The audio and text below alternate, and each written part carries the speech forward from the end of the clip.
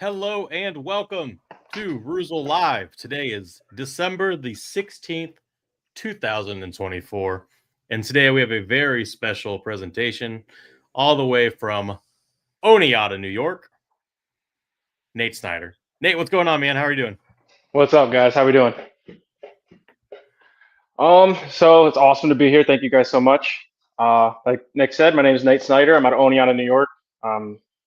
My second year, I think now, as a Scumbassador. I'm cutting out of my barbershop, Legacy's Barber Company, and today we're going to be doing a scumbag boogie. And let's get right into it. So I already got the hair wet a little bit, but kind of a good thing to think about as you're spraying the hair down. What we like to do is think that anything that your hair is going to do with water, it's going to do with product. So as I'm spraying it and combing it around, I like to see what it's going to do, just kind of see the end product, the end result here. And so when we start this now, it's called our primary parting. Primary parting is just to separate the top length from the bottom and create our transition zone. So what do you want to do? We're going to start right here from the natural implant of the hair. And you just follow kind of right around the parietal ridge back into what we call the transitional area. Transitional area is a little bit below the or a little above the occipital bone, but below that roundness of the head there. And these sections are really important just because it's the foundation for the rest of the haircut. So you want to make sure that you get these nice clean sections all the way around. With the boogie is a clipper over comb asymmetrical haircut with freehand tapering. And being asymmetrical means that we are kind of cutting this hair and keeping it long on one side, and the asymmetrical being that his left side where his part is actually going to come in tighter and not as square as the other side. It's kind of what the scumbag boogie is. Scumbag boogie was created by the Reuzel guys. When they first opened the shop, they needed something to put them on the map, kind of differentiate themselves from everybody else. And this haircut became probably one of the most, if not the most popular Reuzel cut after a while. It really is a fun one to do though. So I don't know if it's kind of, let's see, I'm gonna move this over here a little bit. So you can see this left side, I have the part a touch higher than I do on his right side, keeping in mind that my part on that side is going to be asymmetrical, and the way that his hair is already trained, I know that this part sits a little higher for it to work the way I want it to.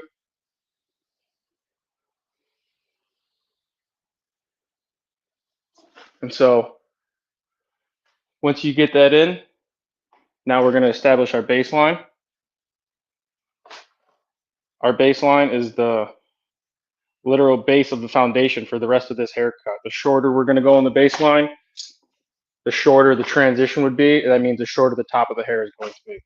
Only on this one side. This side is really the only side now that's going to dictate the length on top here, because this side, the asymmetrical side, we're not going to be using to transition or create more length or shorten it. So when I do this, I have a couple different pairs of clippers.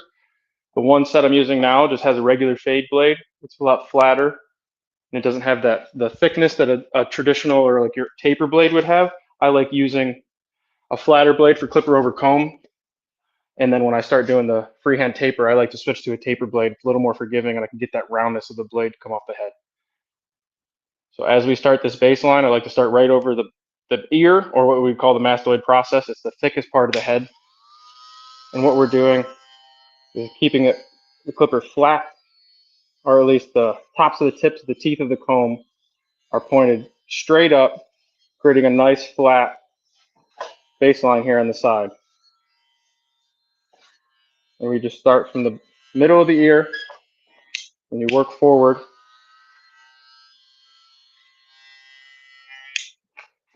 creating a uniform baseline. We're keeping it nice and square throughout the whole haircut until we get to this side a little bit more. As I get to the front on this side, I'm going to tighten it in and really start that asymmetry. Hey, Nate. Yeah. When you finish that baseline, could you bring the camera in tight so we can see it? Yeah. Thanks.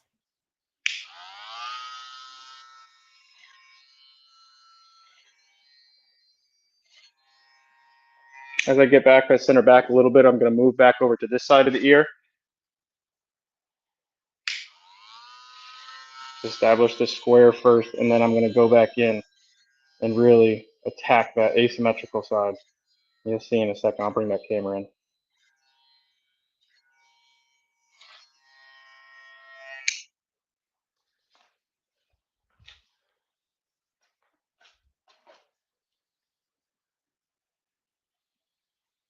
Okay. So now you can see in the camera a little bit where I've already cut, and I've got this squared hair.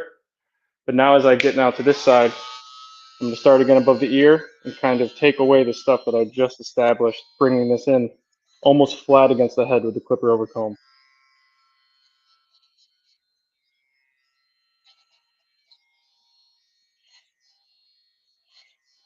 And now what I'm doing is I actually am using the base of this comb against the head and starting to create a little bit of this fade.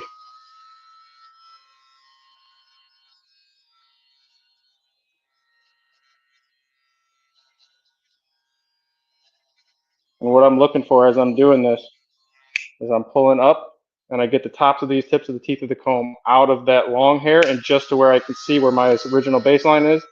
So I'm not cutting into the baseline anymore. I know that where I set that is going to be the most important part for transitioning to the top. So I don't want to chase this line and get into that length. We want to keep it as long as possible.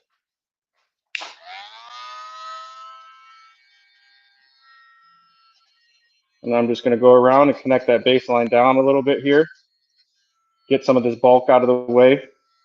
And then we'll move up to the top of the head. What I like to think of too, if you're going to use guards for any haircut with a fade or anything like that, is I like to think of how tight I'm getting it with this clipper over comb, because this comb is 1/8 of an inch thick, which is the same, if you're going to use guards, is the same width as a one guard. So I like to keep that in mind, knowing that if I'm going to do this right to the head and I'm going to use guards, that the one guard is going to easily transition to this point, or you could do the whole haircut clipper over comb and then some freehand tapering, which I'll show a little bit of both once we get to that point.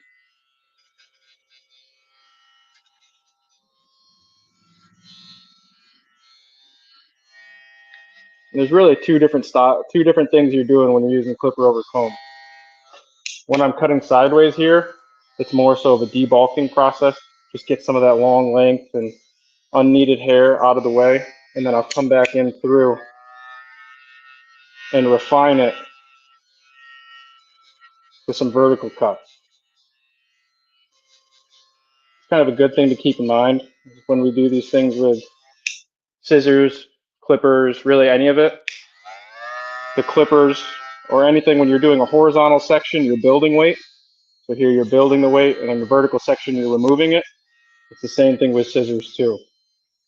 And then your diagonal sections would be more of a full-on scissor cut, but your diagonal section would be the kind of section and cutting technique that would create movement. We go over a lot of these different things in depth. Reuzel has a bunch of different classes now, and I've actually taken a couple of them with Reuzel myself. I've done the classics class in Denver. That was February. I think it was the first class actually Reuzel ever did in the Denver Academy.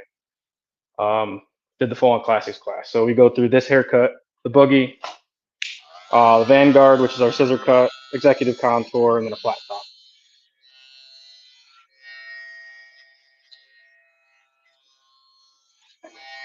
A good thing to keep in mind as we're doing this as well, that all of this right now, up until we blow dry the hair, is what we call, oh gosh, the sketch. There we go, sorry. The sketch of the haircut. So we're not trying to get it perfect yet. We're just trying to get the base of the haircut done, get it all established, and then once we blow dry and we get everything down, then we refine. It's just a good way to keep time in mind.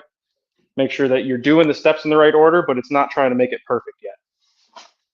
We have a saying that every haircut needs a blow dryer, but not every haircut needs to be blow dried. Meaning that once we do what we do, you should be able to emulate this haircut with just your hands and a towel, essentially.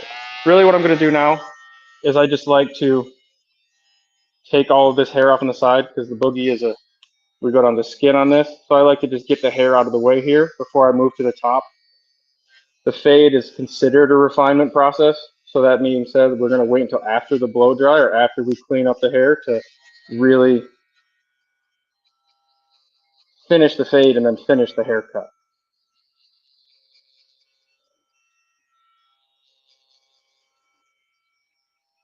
And it's a good thing to keep in mind too that we have a process as we do these things with different types of Reuzel products. So as I sprayed his hair down to start this, I have the Reuzel hair tonic in my water bottle. Usually if you're doing a class in person, you guys would smell that first thing as soon as I spray the hair. But what that does is it kind of cleans up the hair, may loosen up or free up any product that may be in the hair. And it's just kind of a good starting point to get your clients introduced to Reuzel without having to try to sell them too hard on it. Because as soon as they're like, oh, what's in the water bottle? What's it? And that's this right here. Once they smell it in the bottle, they're already curious now what the product is, what you're doing, and it's an easy way to kind of organically get the product talked about and into their head without feeling like they're being sold on something.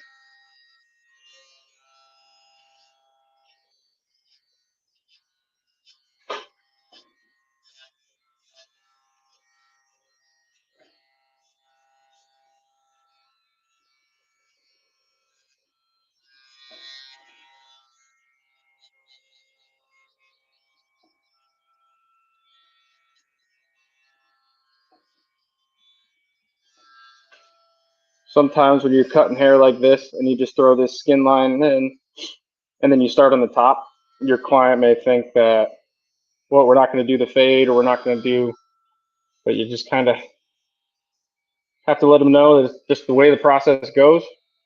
I don't get questions that much anymore. My clients definitely know the way that I cut hair, which has been a real nice thing, but they also seem to notice too, once you do use technique, they're the first people to be like, oh, you haven't done that before, haven't done this before. And it kind of makes the process seem more valuable as you're learning and implementing new techniques. And so it's always nice to continue education, keep learning, keep trying new things.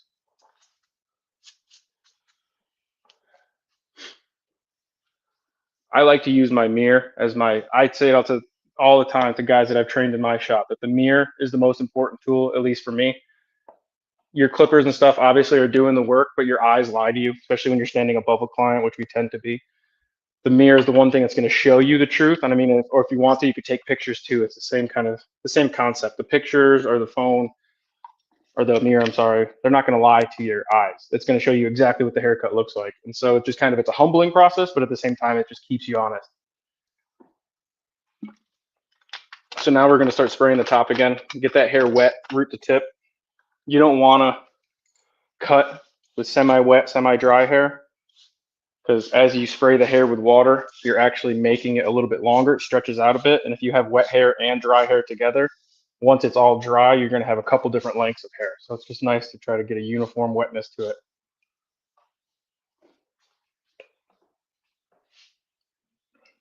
And with his hair here,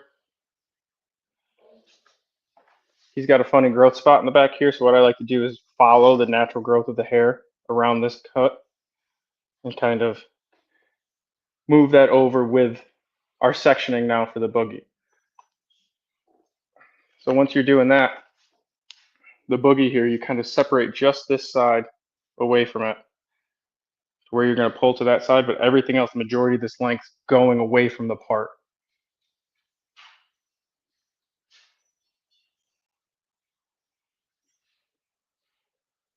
So it's just paying attention to growth patterns, paying attention to the hair.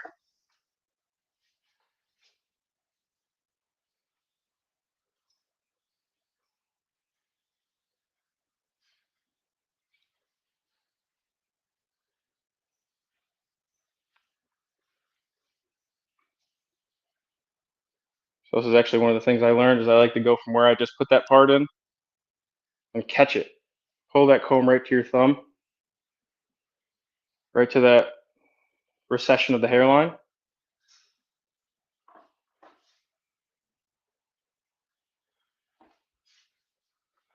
To where you get down a little bit.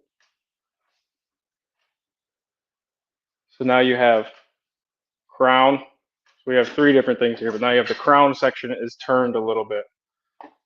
It's over to this side, and that's the rest of that weight is coming over here, then the front is separated out so we can kind of disconnect the front length to the side.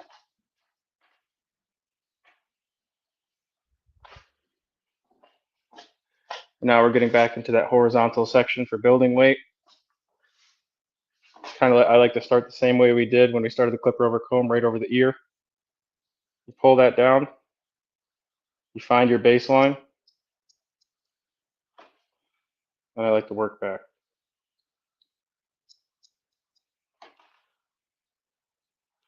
Everything we do, like I said, it's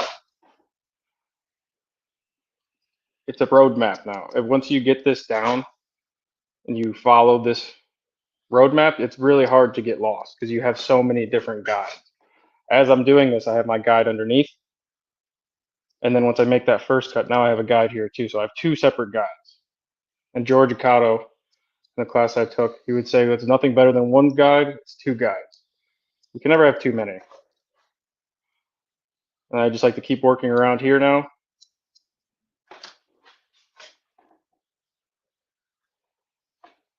Following my baseline, and now to the asymmetrical side. Just pulling off just a small portion of this hair away.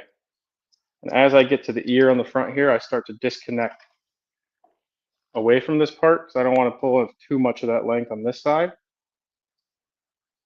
and make it more symmetrical. We really want to kind of, that front section go up and over.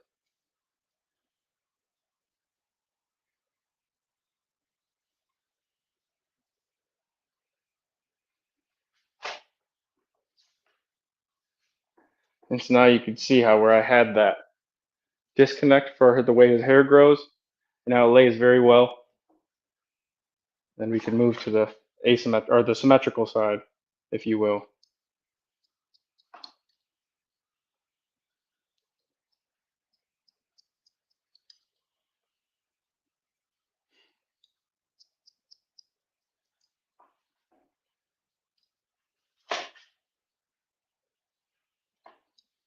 And as we get to the front now, I like to stay tight to the head. We're not going to really disconnect the front away from it too much, but as we go, we're not elevating in the front here.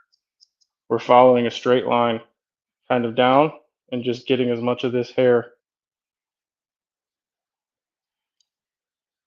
here to connect once we go back, but then allow the front on the asymmetrical side to stay longer so it really pulls over. That hair from here to here lays nice and flat with a little bit of lift, but the boogie really isn't a high volume haircut. You're not going for a pompadour or a quiff. You were really just trying to get it to comb over.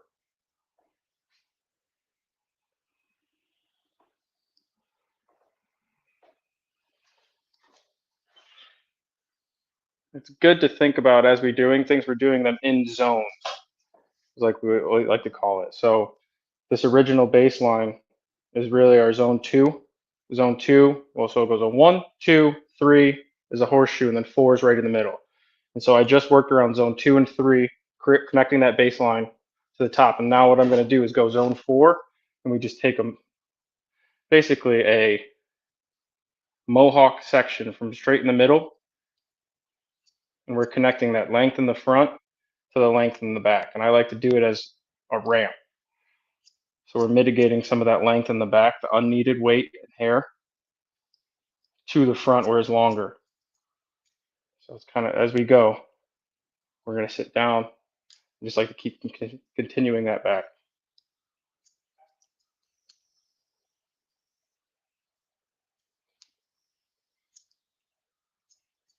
And again, as we're doing this, we're not chasing perfection at this point. We're just trying to get this hair out of the way, see where the haircut's coming, and just working with what we got.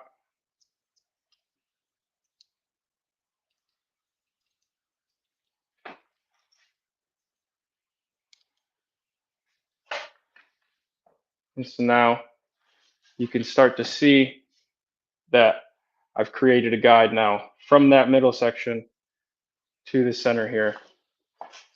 See, I'll pull this down a touch.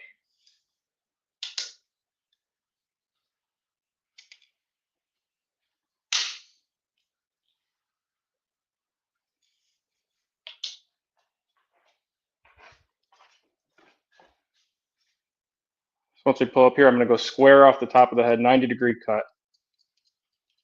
I like to start from the front to the back, just over directing that front, making sure I don't take that any shorter now. And really keeping in mind that we're trying to keep the asymmetrical side of the hair longer here, and then we're going to work it down across the head. So this length will reach over and lay down, and then this hair will fade into the side. And I like to point cut it. It creates a softer transition, gives the hair some texture, and it saves a little bit of blending towards the end because it's more of a softer and natural finish.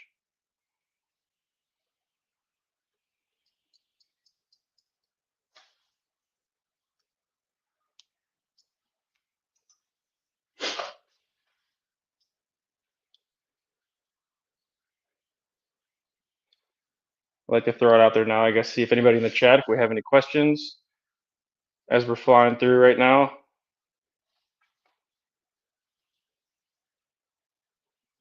Hey, Nate. Hey. Hey, no questions so far, but we do have people watching from all over the world. It's not that time yet, but I'll give you that in a few minutes. But I did want to let you know we've got viewers that are in barber school. So it's pretty crazy to see new learners along with some seniored vets in the audience today. So That's amazing, guys. Pretty cool. Yeah, always try to keep your eyes out for opportunities like this. It's really cool for Reuzel that we do something like this where you're on Facebook Live, you're giving people education, you're really we're bringing them into the Reuzel sphere of things, and they get to see what we do without having to necessarily go to the class or go to the school right away. But it's a very beneficial thing to have because then now, hopefully, you guys, by seeing this, are going to want to go and take a class with Reuzel guys like Nick, who we keep hearing talk in this. He runs a lot of the classes along with George in the Denver Academy. And it changed my whole way of cutting hair, to be honest. Right before I took the Reuzel class, I wasn't necessarily lost, but it was always trying to figure out a fundamental way of cutting hair that worked for anything. And it was up until I took that class 2 years ago. I've been cutting hair for about 6 years now that it really locked in the skills and it made all hair cutting for me make sense and have a different type of comfort that wasn't necessarily always there. It doesn't matter if it's short hair, long hair, bald hair. I guess the Reuzel technique doesn't really work on bald hair, but it gives you a good foundation for everything. Now my favorite haircuts are full on scissor cuts, whereas 4 years ago they would be the haircuts that make me start sweating when a guy walks into the shop. So continue trying to learn, finding out new things, and always keep growing. I say to my guys all the time, it's like once you become content in this industry is once you stop growing. Content is the epitome of success or growth. So as I'm going over here now, you can see I kept it 90 here.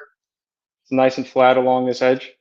But once we're working around to this other opposite side, I'm now following the shape of the head, really highlighting that asymmetrical style that we're going for.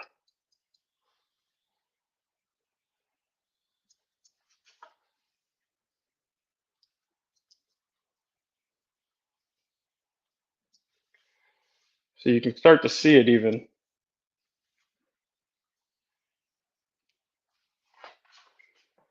So you get a nice, clean comb over that stays very nice and square on this side, but really starts to kind of jut in on this side. And now that we've kind of gotten our sketch, as if you will, in place, I'm going to start applying the Reuzel grooming tonic and blow drying, and then we're going to work to start the refinement process. So our grooming tonic right here, the low hold, low shine, thermal protectant. It's got argan oil in it, which will help kind of protect the hair against any heat damage. Smells absolutely amazing, and really is a good base for any style haircut, which you could want to use. Doesn't matter if it's forward messy crop top, if it's a pompadour. The grooming tonic really is kind of the all-encompassing base layer, and is, in my opinion, one of the most necessary products to have as a back bar item, as for barbers, hairstylists, what have you. It really is kind of all-encompassing.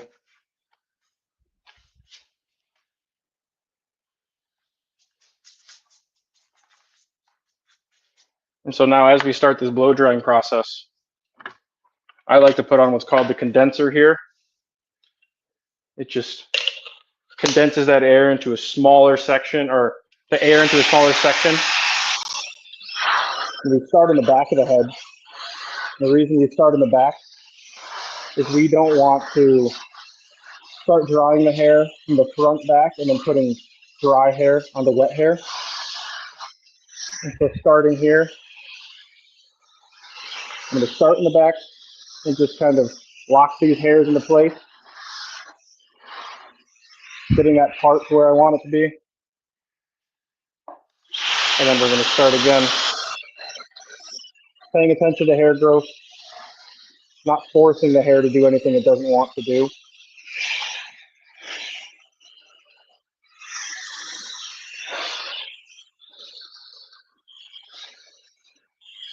And then just crown of the head forward. Again, asymmetrical haircut, so what we're doing is pushing all of this length over and to the side. And it's one of those haircuts, like I said, being asymmetrical, now it doesn't blend in on this side. You can see where my disconnect started. So I have that length going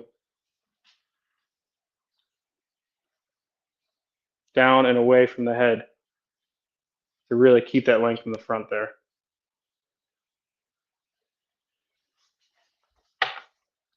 So I got that crown on that side.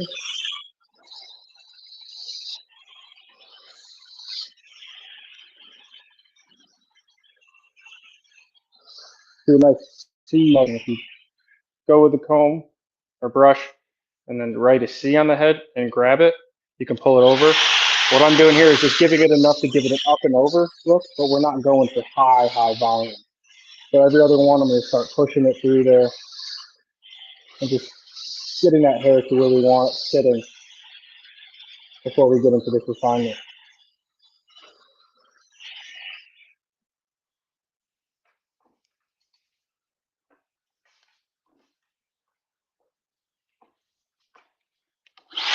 Going back to the back on this side now. Hey, Nate. What's up, dude? Hey, just letting you know, we've got viewers from all over the world, North America, USA, Canada, Guatemala, and Mexico. What's going on, everybody? Thank you for being here. It's really cool that doing something like this, you can get people from all over the world. I guess, what's the biggest time difference? What time is it for you guys? For me right now, it is 12:30.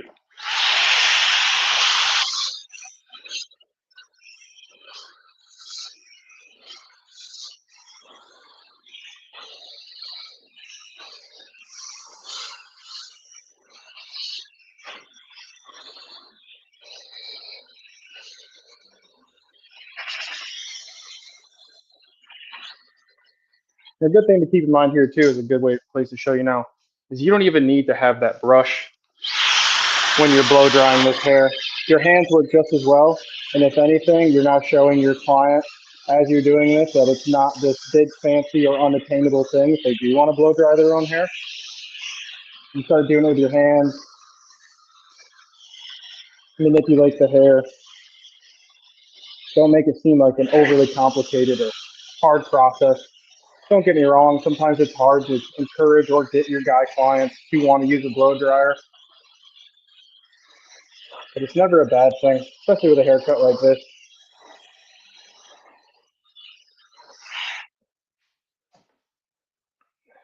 And there we go. That is just now basically the baseline and connecting the top to the sides, getting it to a point where we think it's almost perfect, but there's still a little bit of work to be done. So now what I like to do is I just comb the hair and look for any inconsistencies. Once you do this enough, you can start seeing where weight may be held. And this is where the mirror again comes into a lot of help.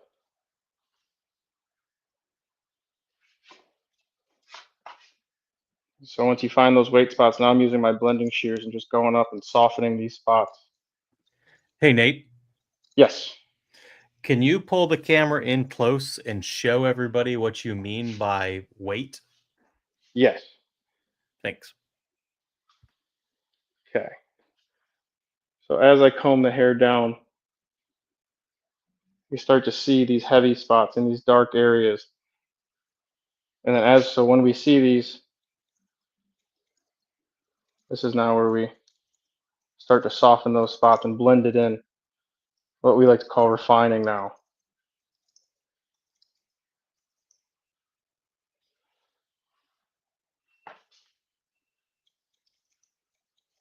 I like to use my blending shears at first, and then if there's any spots that are really finicky or start to fight with me, I'll go back through with a clipper over comb and soften these areas up.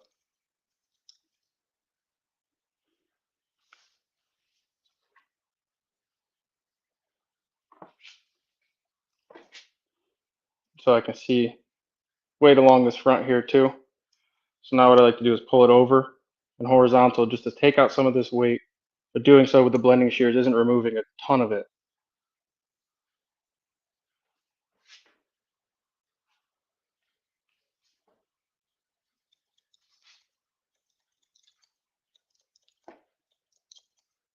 And keeping in mind too, as we're doing this, we're not trying to shorten that baseline.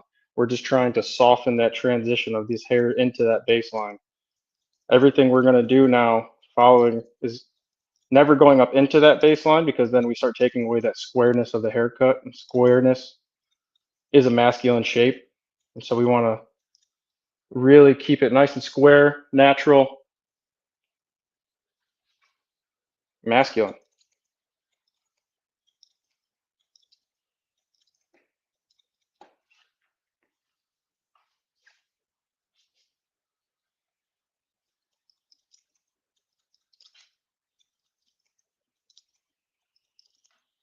And now that we have that grooming tonic in the hair too, it gives us a little bit of hold so we can see what the hair is going to want to do once we really finish it with product. But right now, it's just our base to keep the hair where we want it. We protected it against that blow drying we did, and just made the whole shop smell really good.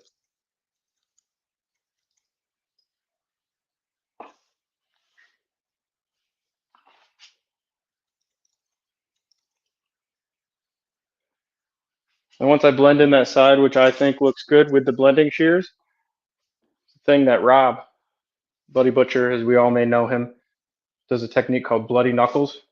And with this being an asymmetrical haircut, I'm going to try to use that hair and move it over to this side. And so when we go through here, you just run those hands there, and you'll start to see where that length may be of that extra weight. The trick with this, however, though, is never stop moving the hand. You don't want to sit here and cut. So I like to kind of fluff it forward, grab it, and continue that moving. This is already shorter on top, so it's not going to be a lot of weight that we're going to be removing here, but it's good practice. I like to use this on almost every haircut because it really almost, one, for the client, seems something that you're probably not going to get done anywhere, and then two, you're customizing this hair now to this without having to go through and point cut the rest of it and remove that weight. It's a good way to kind of get your hands in there, shape that hair to the head, and manage that weight again.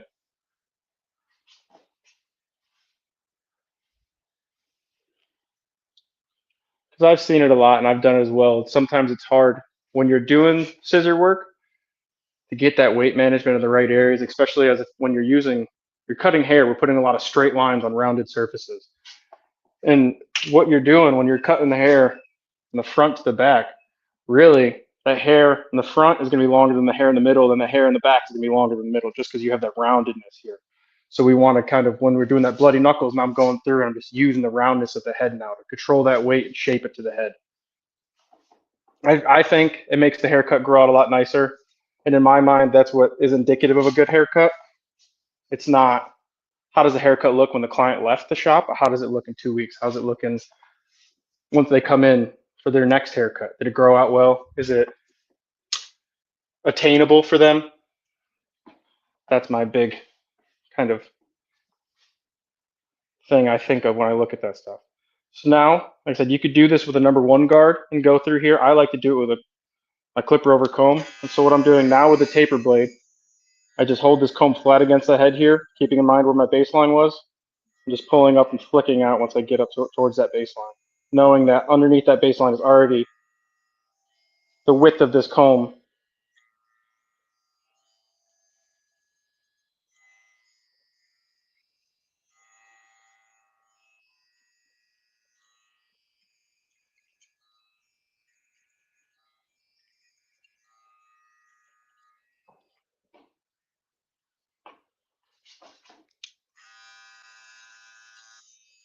And by getting it down to this, the width of the comb, once I get to my next step, where it's going to be a freehand clipper or like the freehand fading technique, with it being shorter, it kind of leaves less room for error. Sometimes if you have too much hair there, and you start just going out here and blending off, but there's a lot of hair, you create really dark spots. But what I'm doing as I'm doing that is the comb and the clipper's never leaving the side of the head. Pretend the comb's the head. I'm not flying off, it's just smooth. And so we're using the clipper, and as you can see with that taper blade, we're using that to create the fade. Just a small flick out.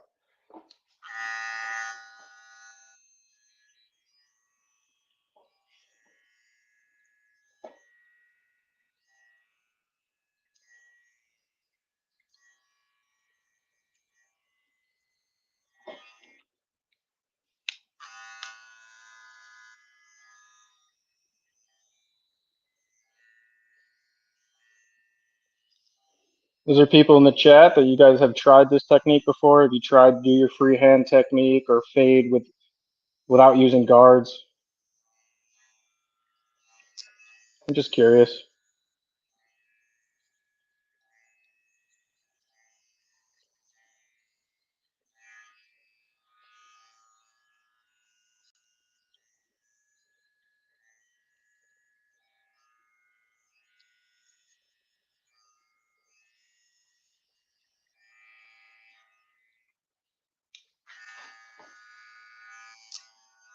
So what I just did there, if you could hear it, I opened up this guard a little bit just because I know I'm getting to a spot that's turning away from the head.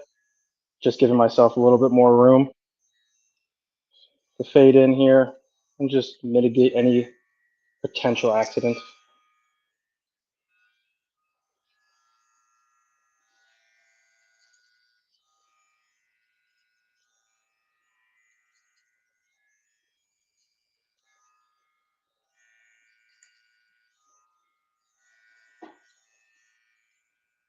Now we can really see with the hair dried and partially styled, you can see that asymmetrical, how tight it is on this side of the head,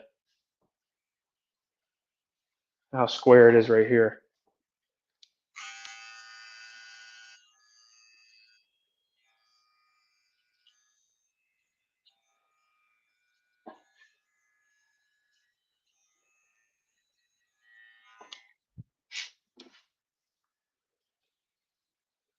So now, this is really where we're going to start just freehanding it all. I like to tilt the head away and use that with the head tilted towards me. It's a little harder to flick it out here. So if I tilt the head just a touch, get that ear out of my way. I really like to use kind of one side of the clipper now, kind of called cornering.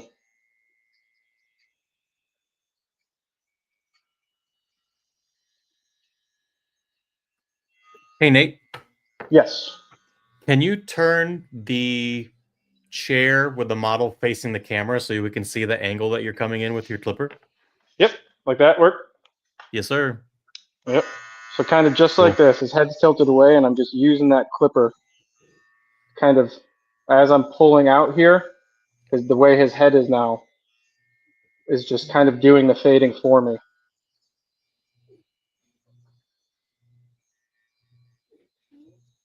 All right, looks good. You can move back to what you were doing. I just wanted everybody to be able to see. Yep, Thank you. no problem. And then once you get, you're gonna have spots on the head. I like to think of it in 4 different zones in the different way, but there's kind of, you have divots. So the mastoid process right behind the ear, widest point of the head. And so it's kind of good to keep in mind knowing the anatomy of the head in a sense, because now you have dimples. And so you just got to keep in mind, like once you get to those thick spots, as you can see in the camera, you got a little bit of a dark spot here. So then I like to go in still freehand, but just the corner of this clipper. And I'm just sitting here, just highlighting these sections, just trying to mitigate the shadows, just like that. Am I going back just to look down now a little? Thank you. Hey, Nate, just letting you know we got some responses to your question about freehand clipper cutting. Romeo down in Guatemala, shout out Romeo, says, yes, I really enjoy doing the fading technique with the comb now. And we've got Nathan Varnell from Arkansas that says he has done this on a heavier cut. He has not tried it with a bald skin fade yet. It could be a little bit frightening when you're going from skin and then freehand cutting it, because you feel like you kind of have a greater chance of making a mistake. What I like to think of and where I learned it was on a mannequin. So it's kind of get that comfort and the repetitiveness out of the way.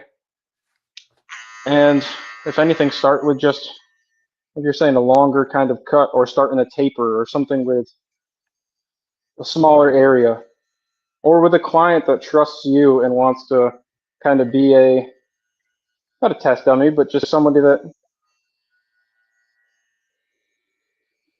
whatever. I'm gonna have to switch my headphones real quick. Nick, give me one. Let me make sure it. I don't want this in batteries. Good. Yeah, I can hear you. Okay, sweet.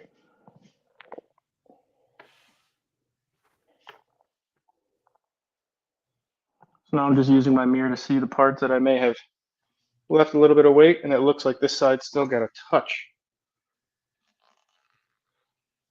It's harder to see in that, but you can see it in the mirror. But now knowing that that's probably going to be a little bit longer or the same length as my comb, same thing. Really, any comb is about an eighth of an inch thick. So I like to, if I'm going to have any fading or blending area, I like to make sure that it's at least above that length, so I can go in and do it almost in a customized way. Versus once you go in with the guards, they're not bad at all. They all have their uses and their point.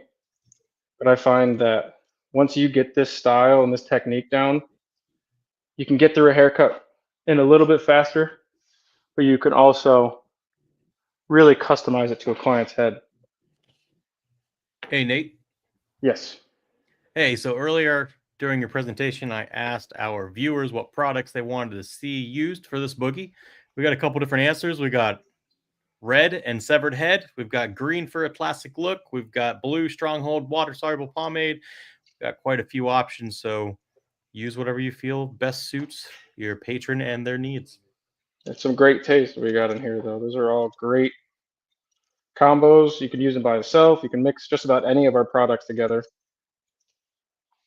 I'll definitely keep it in mind as once we get closer to the point of throwing in product.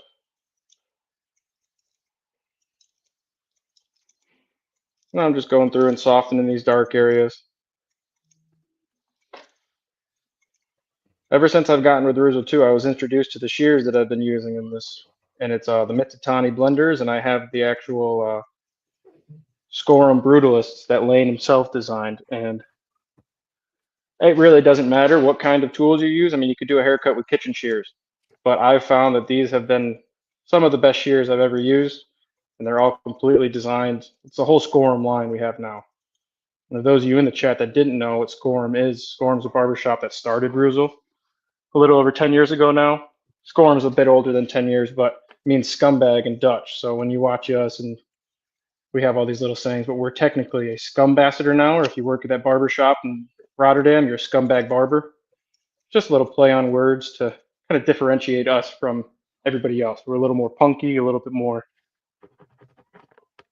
just more, I don't want to say more fun, but I'll let you guys decide on that.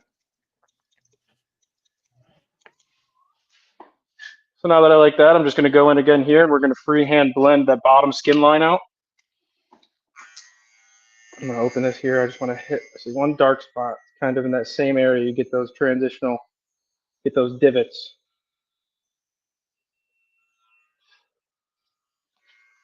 So now I just work it down, depending on what kind of clipper you have. Mine have the clicks. Right. So if you want to use it like that, or like if you use wall clippers don't have the click on it, so it's more of a feel. It's really all about what you like. I like to move in 2 clicks.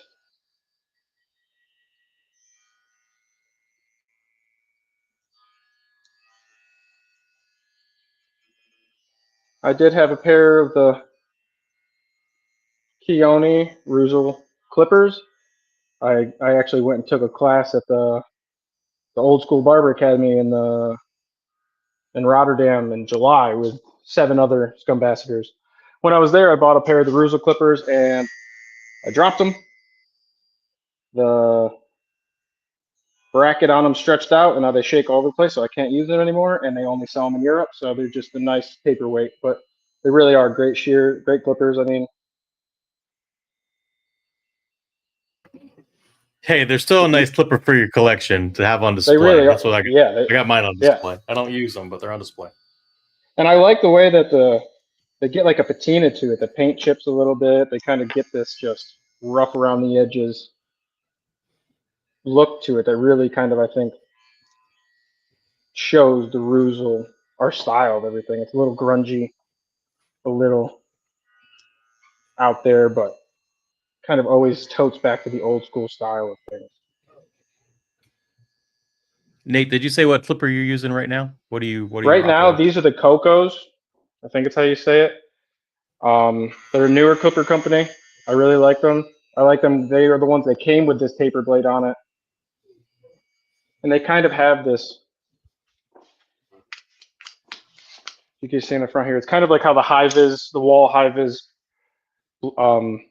trimmers are. You can see around the head of the clipper here. It kind of gives you a good viewing point when you're going from the side, whereas I could still use them just fine, but compared to the walls, it's much fatter, and there, it just, once you're cutting around it, you can see through that. So I like to use this for my freehand blending because it gives me a bunch of different angles. Nice. It's like back in barber school, many years ago when I was back in barber school, people used to chop up their T outliners from Andis to make skeleton trimmers. Yep, I did that exact thing, and they were still corded at the time. It was before they started to just get the cordless out there. But yeah, you saw the whole plastic off the top of it, and have to fill in the hole so it doesn't get caked up with hair. Those are kind of what you were just saying with your Reuzel clippers. They're kind of just in the collection now. Yeah, they're the collection. They're there for parts. If I need them, I have a parts drawer. Oh god, yeah, you need those. It doesn't matter what. You drop a pair of clippers. I don't care who you are. You cutting hair for 30 years. You're cutting hair for 2 months. You're going to drop clippers at one point in your career, and it's going to break a tooth. It's going to do something, and it's just kind of pain in the butt. But after you've been doing it for long enough, you just get this boneyard of spare parts. So you can kind of push things here, use things there.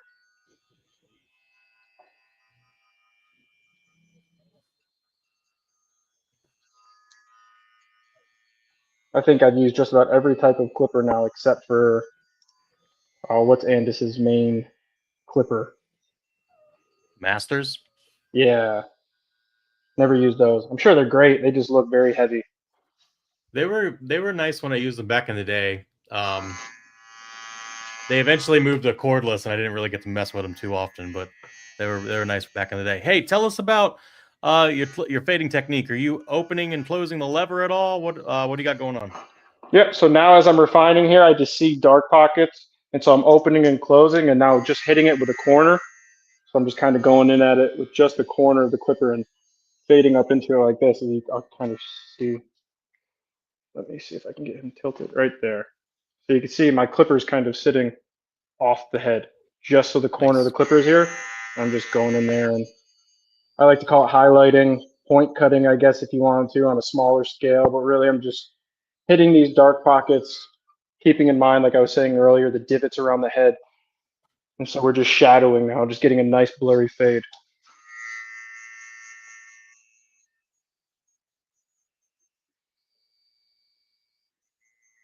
And going back to the guards too, you can do this with no guards. You can use all the guards you want. When I first started, I would do 1.5 guard all the way down to nothing. So 1.5, 1/2. It's a good way to start, good process to follow. But I like this now, the more freehand style of everything. Because once you get it down and you get comfortable with it, you can fly through the haircut. And then this is where I like to spend my time on the haircut, is on the refinement and the perfecting of the cut.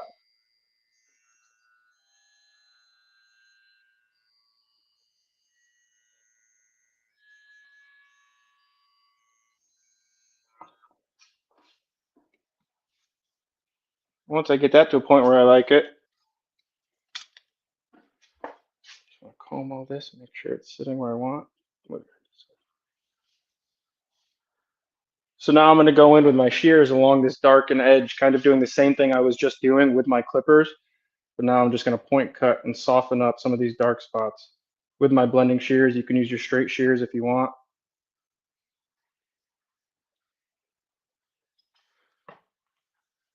Just to hit these dark spots. But while I'm doing that on this side, I'm always keeping this comb coming off of the head. We don't want to tighten it in here and create essentially a symmetrical haircut. We want to keep that squareness along this ridge. And I like that. So now the last part is I just go in with my foils. I'm using the Braun Series 9 foils. I like them. They just clean themselves. They stay sharper longer. But just going in now and removing all the stubble underneath. I think foils are very necessary if you're going to be using a skin fade. It really kind of finalizes and makes the whole thing pop. You really see that transition. Makes that haircut last a couple days longer.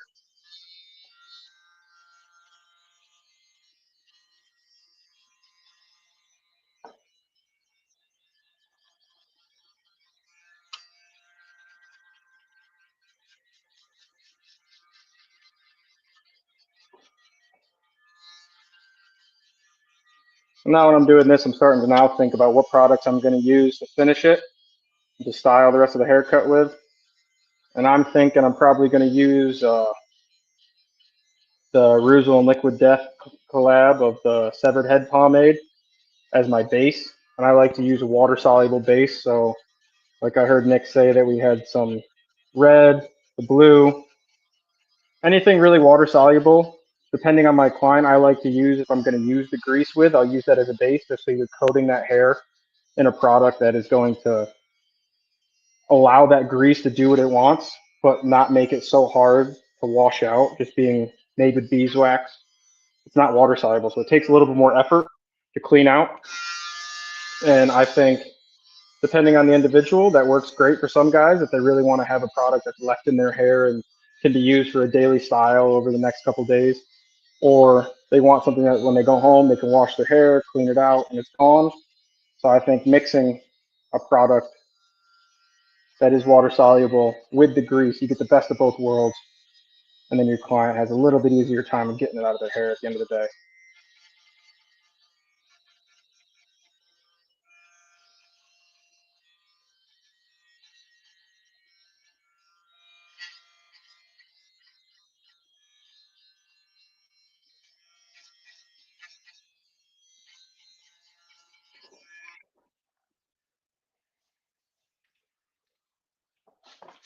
Cut this side a little bit.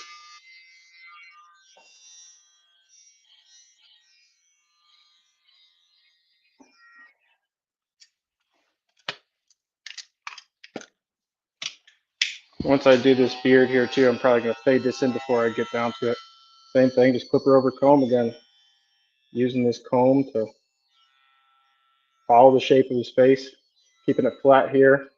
If you can see, but I'm using that comb to kind of keep it tight on the top and fade it into the length on the bottom.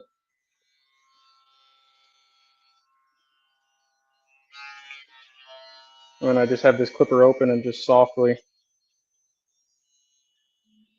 I like to use the clipper kind of when I'm doing it like this, so you're actually not cutting as tight, and then as I'm moving up, I'll flatten it down to get it right to about what would be a half guard. So starting wide, and as I get to the top, I just flick that in.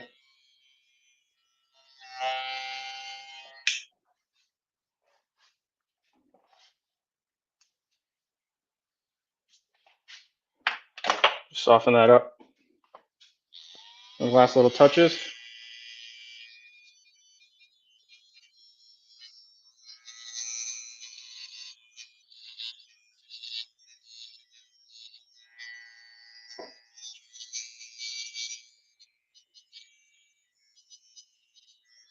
How many of you guys in the chat do you zero gap your trimmers and your clippers while you're using them, or do you guys like to just use them how they come out of the box?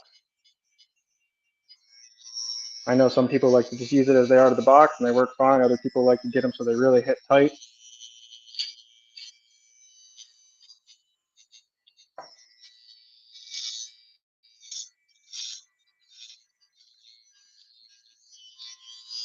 I'll zero gap my trimmers. I like to get these ones to hit nice and close to the skin. Save me some time on things, but then in my clippers, I like to leave them how they come right out of the box. Of the time they seem to stay. They're pretty close. But actually, Nick was the guy that kind of enlightened me to this idea, but it's a very good point, is that you drop your clippers, you have something, you break them, yada, yada, yada, and you're out on the road, especially like we seem to be a lot. You break them, and then you're used to a pair of clippers at zero gap, and then you have to get a brand new pair. And instead of trying to mess around with it, it's easy. I like, or at least makes sense to keep that the clippers non-zero gap. So as I'm getting here now, we're going to have to kind of square off this hairline, really accentuate that asymmetry here. And it wouldn't be a scumbag boogie if we didn't have a hard part in.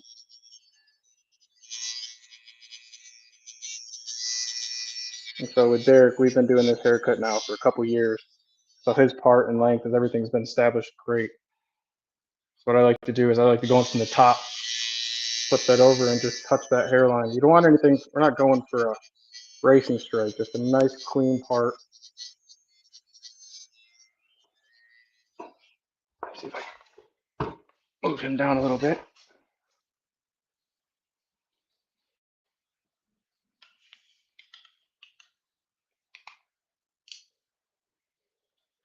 Sorry. Whoop.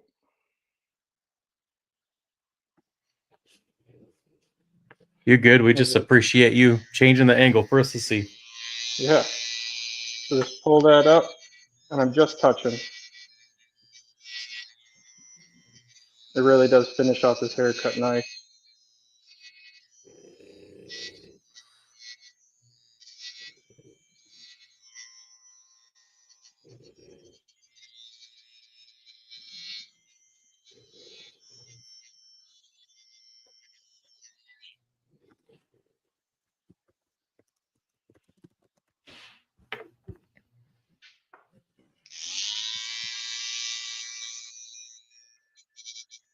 There's another thing that George Akato, who is the original Scumbassador, if I may, but he has this saying which holds very true.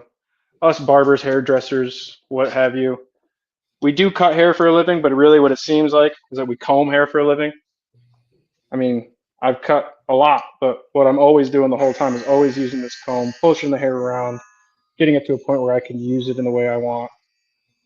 That's a really good way to think about it, because of course we cut, but to know which hairs to cut, which hair not to cut, we're always combing it out of the way and manipulating the hair in a way.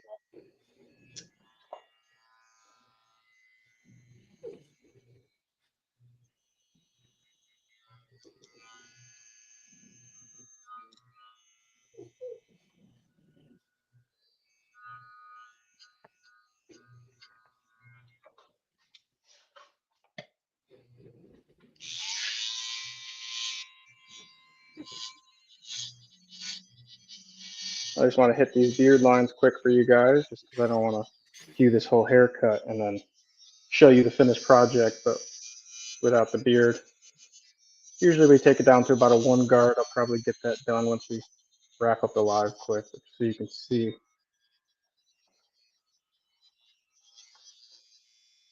kind of how I finish the haircut if we're doing a beard.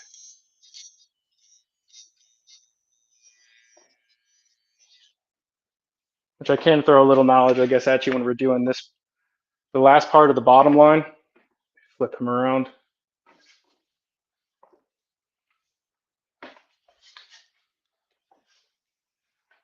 Move this back down.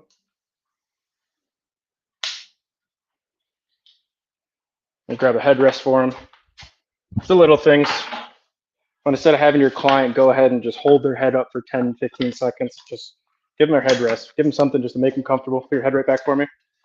So once we do this line here, my rule of thumb is about 2 fingers above the Adam's apple. You want to have a square line that finishes off the jaw. You don't want to have it holding up across the bottom of that. Make it kind of, with him, you can go a little bit higher, like I said, because he does the one on the side, but just keeping in mind what your client is looking for. When I'm doing where his beard is at now, I like to keep it, like I said, 2 fingers above the Adam's apple. So once that chin is down, it looks nice and square and full. Instead of, if you follow the jawline, you kind of get this wall that you can see through on the hair, and it just doesn't finish off the hair, the beard at least, in my opinion, in a very masculine and complimentary way to the face.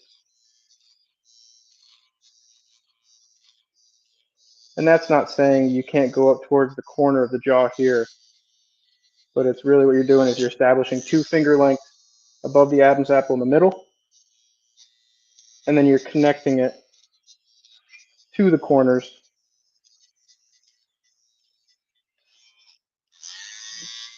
Hey, Nate. Yes, sir. What products would you recommend for styling and taking care of the beard after you do a nice trim to it?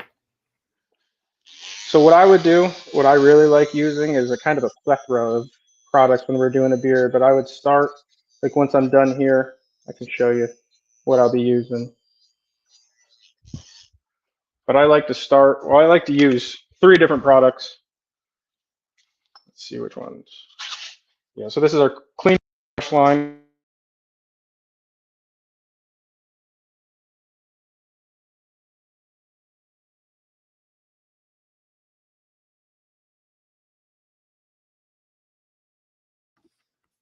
Hey, Nate, we lost you.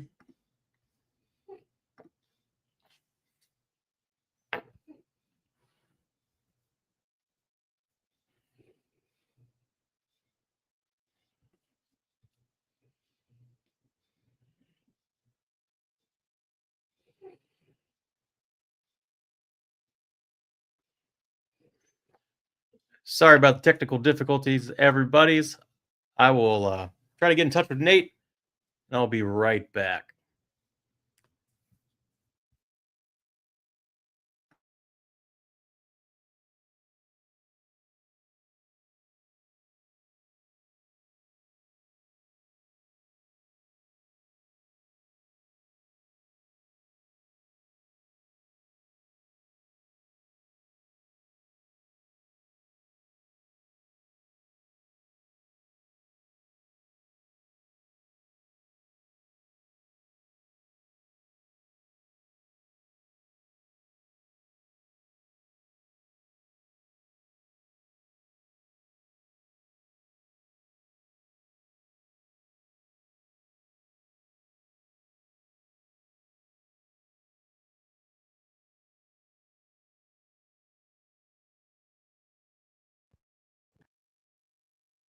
Just called Nate. We're going to try to get him back on.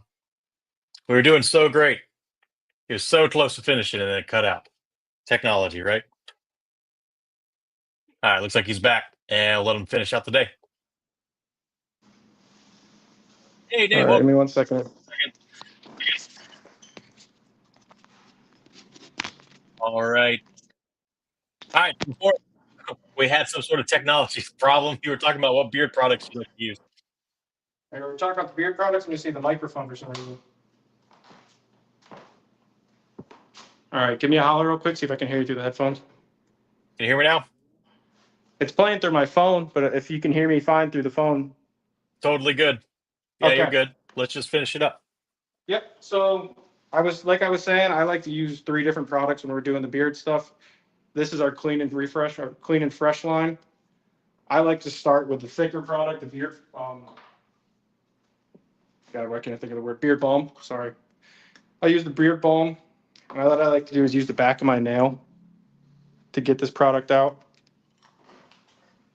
And I like to start with this first because I put them all in together. But the beard balm, like I said, it's a little bit thicker, so you want to emulsify it to where it turns, it's gone clear. And then I just throw in a pump, 2 of our clean and fresh beard foam. It's a little it's a conditioner, scent, mitigator, and really just works good to hydrate the skin underneath. And then I finish that again with some beard oil, just to kind of give some hold to the beard with the beard balm, hydrate with the balm, the foam, and then get the skin underneath really well with the oil, because the oil is a serum, not an oil. So it's got nice vitamin E and it really absorbs into the skin. Especially this time of the year where I am in upstate New York, it's so dry and cold out that you got to keep the beard moisturized. So we're good there. And then I'm just going to finish up this haircut with the products that I'm going to use. And I'm going to start with my water-based liquid death. I like to do about a knuckle's worth. Same thing as the beard balm. Emulsify that into the hands to where it looks like now your hands are stuck in wet paint. And when we do that, you start from the crown of the head and work forward. That being the reason, just so if we do end up putting in too much hair product or too much whatever, that it's in a place where it's kind of unnoticed. In a sense, you don't get up in the back. People aren't going to see what is the most important part of the haircut. The Bloody Butcher likes to call the Tinder triangle. And that is this front section here. It's just the most heavily photographed spot on a person now when it comes to, because we have cell phones, all that. And call it the Tinder triangle because if you're on a Tinder, it's a selfie in front of your face. So then I like to quickly comb that through to make sure I got the roots and all of that hair coated with my water soluble product, just to give me a good foundation as I put that grease on. And when you put that product in, you really want to, like you saw me, getting all the way in there. A lot of guys, especially if they're not the barber themselves, when you throw in hair product, guys like to kind of just coat the top of the hair, and you don't actually get the full benefit of if you're not coating the entire hair shaft. So just work that in. And the same thing, I'm going to use the Reuzel green because that severed head pomade is already a strong pomade. You can use the pink if you want. Again, another knuckle's worth. And this grease really just kind of will finish this haircut, give it a nice little bit of shine. Starting around the crown, working forward.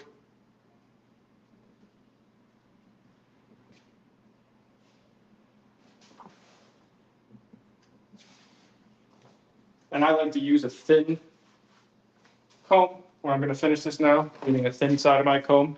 I just think with this haircut, a really nice tight comb finish. Looks real clean and sharp.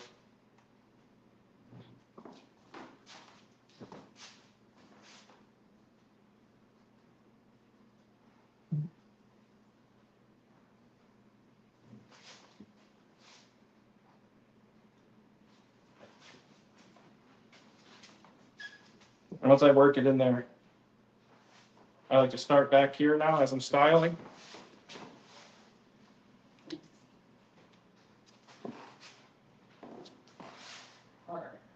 Pull this all over. Again, using the natural growth pattern of his hair, so that kind of rounds up there, but it's just the way his hair wants to lay. There's no sense of trying to force it to do something unnatural. Then I comb it all down first. And you're going to get this line there, but it's going to be heavy because what I'm going to do now is go through and lay this hair on top. And grab that hair and use it.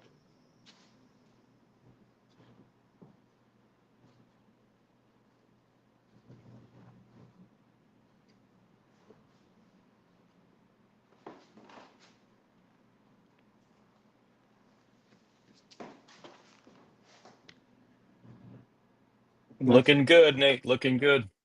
that's the finished product. Appreciate it. We appreciate it. Any final words? Thank you for having me. It's been an honor. Thank you guys for watching wherever you're from. I know taking time out of your day, especially as a barber on a Monday, can be a little mundane, but I hope we learned some things today and it was really fun. And Nate, would you take some photos and throw them up on Instagram of your after for everybody to check out? 100%. Perfect, perfect. All right, everybody. We really appreciate you all hanging out with us today, even despite our technological difficulties. There's always something, but we really appreciate you hanging out with us all today. Just a final couple notes before we close out the presentation. So we've got some upcoming in-person events. We are finished with our Reuzel Academy 2024 calendar. We're rolling into 2025. First two classes coming up in 2025. In January, we have January 26th and 27th. We have a classics class, followed by a modern classics class, February 23rd and 24th. And lastly, the final Facebook Live event of the year. We added a very special presentation right before Christmas. We've got the 23rd of December with European technical manager Paul Taylor Clinch. It's always going to be a fun time whenever Paul's on the presentation for Reuzel Live. So be sure to check in with us next Monday for Paul Taylor Clinch. And thank you for hanging out with us once again. We've been Reuzel, and we will see you next week.